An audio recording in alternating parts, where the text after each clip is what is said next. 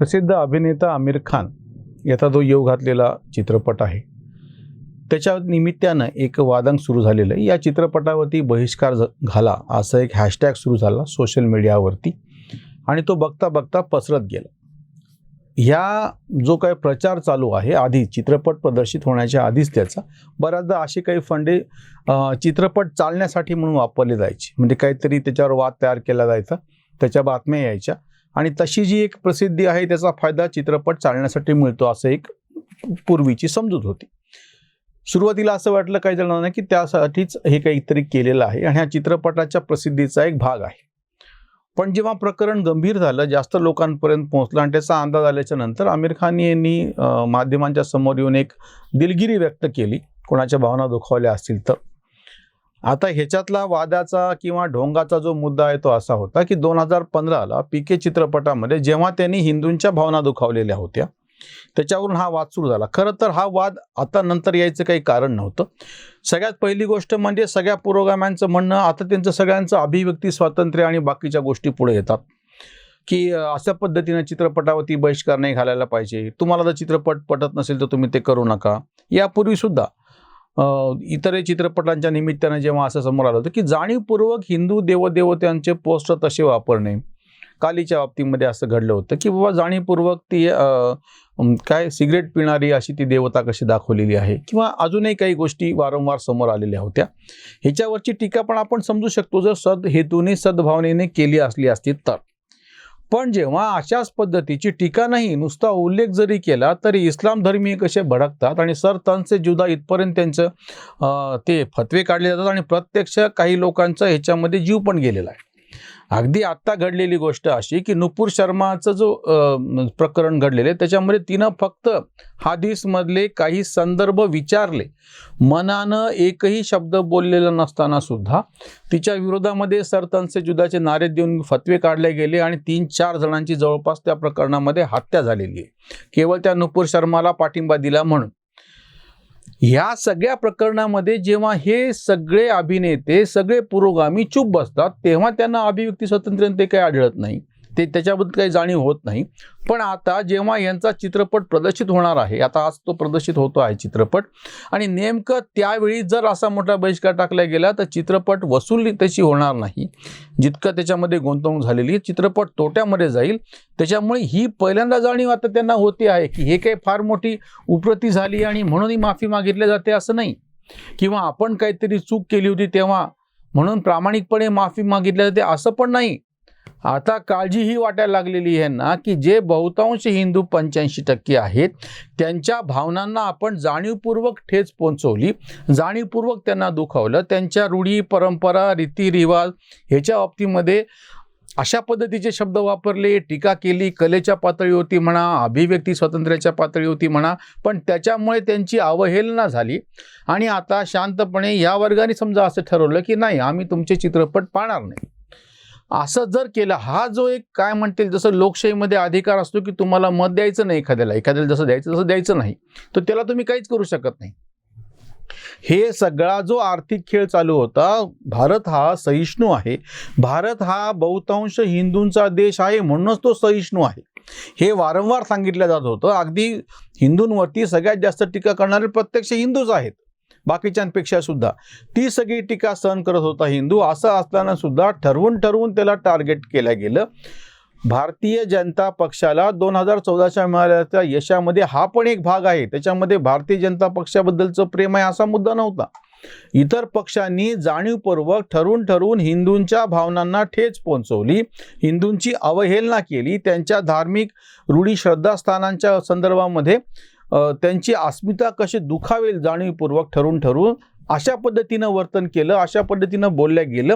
म्हणून त्याची एक प्रतिक्रिया म्हणून 2014मध्ये भाजपला मिळालेल्या मतांमध्ये तो पण एक वाटा होता।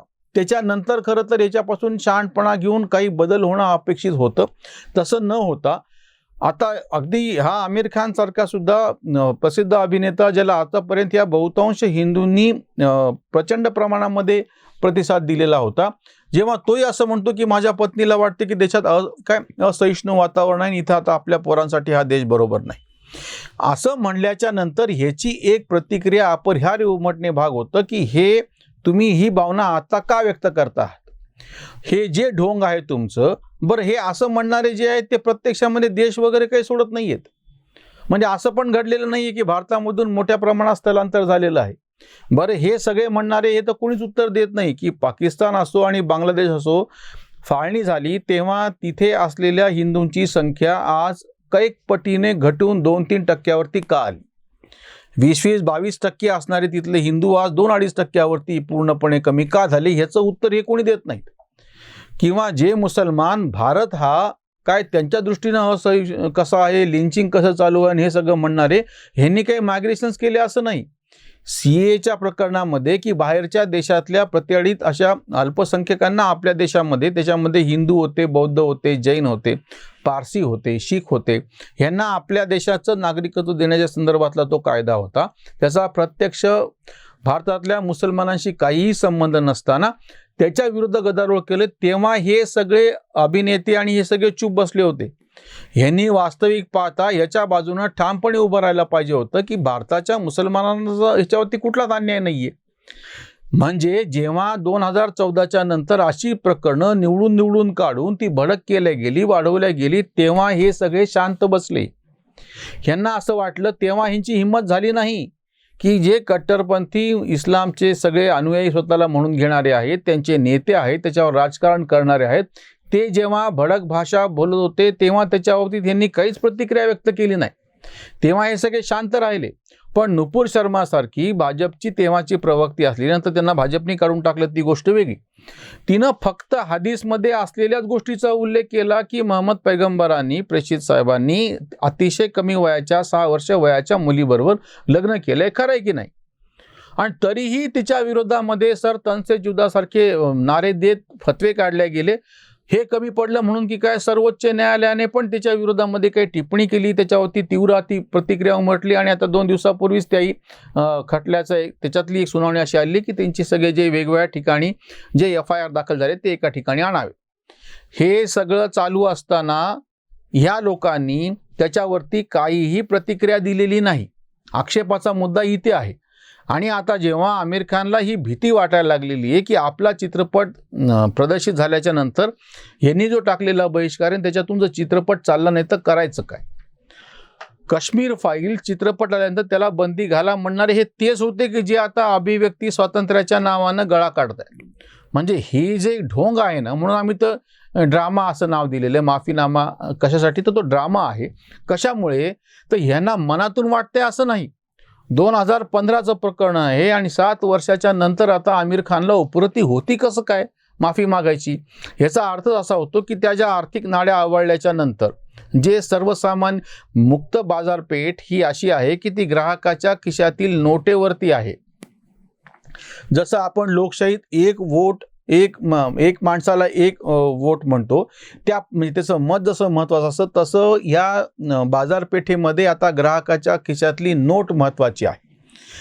ह्या जर ग्राहकाने ठरवलं की हे मनोरंजन आहे आणि मला जो आमच्या हिंदू देवदेवतेचा सातत्यानं अपमान करतो, आमची अवहेलना करतो, या देशाच्या बाबतीतली त्याची भावना हा देश काय असहिष्णू आहे अशी आहे, ही विनाकारण टीका ऐकून घ्यायला आता आम्ही मोकळे नाहीत. याच्यावरची आम्ही आमच्या प्रतिक्रियानं आमच्या मार्गाने शांतपणे, याच्यासाठी कुठलंही आक्रस्ताळपणा, कुठलंही हिंसक कृती करायची गरज नाही. हे जे हत्यार जसं लोकशाहीमध्ये मतदानाचं हत्यार सर्वसामान्य लोकांच्या हातामध्ये आहे, त्याच पद्धतीनं बाजारपेठेमध्ये तुमच्या खिशातली नोट हे तुमचं हत्यार आहे. आणि ही वेगळ्या पद्धतीची म्हणजे व्यापाराच्या आर्थिक क्षेत्रातली जी लोकशाही आहे त्याच्यातलं हे जर हत्यार वापरायचं असेल तर भले भले त्याच्यामुळे वटणीवरती येतात. ही गोष्ट लक्षात आली. काश्मीर फाईल चित्रपटाला मोठ्या प्रमाणामध्ये या सगळ्यांनी टीका केली म्हणून तुलनेनं तो चित्रपट तांत्रिकदृष्ट्या काही फार चांगला आहे असं नाही. तो चित्रपट अगदी चित्रपटाच्या इतिहासामध्ये काही फार मोठं माइलस्टोन ठरेल असं नाही. पण नेमकी ही भावना जी होती सर्वसामान्य हिंदूंची, तिची अवहेलना केल्या गेल्यामुळे त्याच्यावरची प्रतिक्रिया म्हणून काश्मीर फाईल्सला फार मोठ्या प्रमाणामध्ये प्रतिसाद दिला. लोकांनी सांगून दिलं प्रत्यक्ष सिनेमागृहात जाऊन की आम्ही ह्या तुमच्या पाठीशी आहोत. ह्याच्या नेमकं उलट आता जर कोणी हिंदूंच्या भावभावना विनाकारण, म्हणजे परत असा मुद्दा नाहीये किंवा खरंच काही दोष असतील आणि कोणी दाखवले त्याच्यावरती प्रतिक्रिया सहसा हिंदू देत नाही. हिंदूंनी कैक वर्षांपासून स्वतःमध्ये धर्मसुधारणा करण्याची सगळ्यात मोठी खुली अशी जगभरातलं उदाहरण ठराव अशी मानसिकता दाखवलेली आहे, उदारमतवाद दाखवलेला आहे. आमिर खानचं ही माफी मागणं, लोकांच्या समोर येणं हे ढोंग आहे. त्यांना चित्रपटाची काळजी लागलेली आहे. पण ह्या सगळ्या प्रकरणातून आता एकच असं दिसतं आहे की सर्वसामान्यपणे कारण नसताना हिंदूंची भावभावना दुखवण्याच्या बाबतीतला जो घाणेरडा उद्योग, विकृत उद्योग ठरून केला गेलेला होता, या विशेषतः मनोरंजनाच्या क्षेत्रामध्ये, बाकी साहित्य संस्कृतीमध्ये पण ह्या गोष्टी आहेतच, त्याला एक ह्या सगळ्या ह्याच्यामुळे आळा बसेल आणि सर्वसामान्य लोकांनी आपली ग्राहक म्हणून जी ताकद आहे ती दाखवून दिली आणि ह्याची दखल अपरिहार्यपणे या तथाकथित लिब्रांडोंना आणि सगळ्यांना घ्यावी लागेल. इथेच थांबूयात. धन्यवाद.